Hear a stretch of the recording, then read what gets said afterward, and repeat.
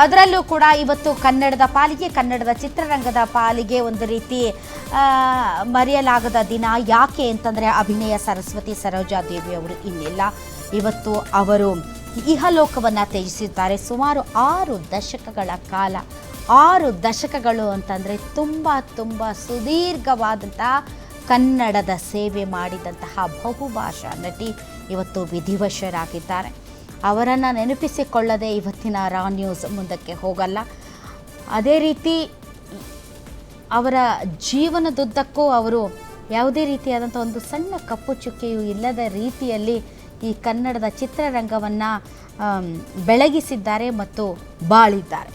So ಅವರ ಒಂದು ಈ ಜೀವನ ಮತ್ತು ಅವರ ಈ ಕನ್ನಡ ಸಿನಿಮಾ ರಂಗದ ಅವರ ಕೊಡುಗೆ ಇದೆಲ್ಲವೂ ಕೂಡ ನಾವೆಲ್ಲರೂ ಕೊಂಡಾಡುವಂತಹ ದಿನ ಇವತ್ತು. ಯಾಕಂದರೆ ಒಂದು ಕಂಪ್ಲೀಟ್ ಜೀವನವನ್ನು ಅವರು ನಡೆಸಿದ್ದಾರೆ.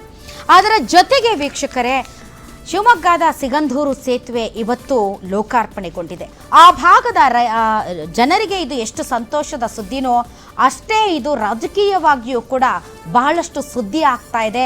ಯಾಕೆ ಅಂತಂದರೆ ಈ ಕಾರ್ಯಕ್ರಮಕ್ಕೆ ಅಧಿಕೃತವಾಗಿ ಅಧ್ಯಕ್ಷತೆಯನ್ನು ವಹಿಸಬೇಕಾದಂತಹ ಸಿದ್ದರಾಮಯ್ಯನವರು ಬರಲೇ ಇಲ್ಲ.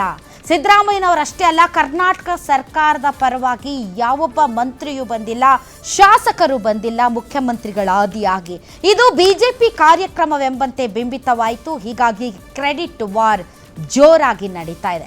ಮತ್ತೊಂದು ಕಡೆ ಕಾಂಗ್ರೆಸ್ನಲ್ಲಿ ಮತ್ತೆ ಸುರ್ಜೇವಾಲಾ ಅವರು ಬಂದಿದ್ದಾರೆ. ಸುರ್ಜೇವಾಲಾ ಬಂದಾಗೆಲ್ಲ ಕಾಂಗ್ರೆಸ್ನಲ್ಲಿ ಒಂದು ಬಿರುಗಾಳಿ ಬೀಸುತ್ತೆ. ಅದೇ ರೀತಿಯಾದಂಥ ಒಂದು ಬಿರುಗಾಳಿಯ ಮುನ್ಸೂಚನೆನ ಇದು ಅನ್ನುವಂತಹ ಸುದ್ದಿ ಇದೆ. ಸೊ ಹೀಗೆ ಹಲವಾರು ಸುದ್ದಿಗಳಿವೆ ಇವತ್ತಿನ ರಾ ನ್ಯೂಸ್ನಲ್ಲಿ.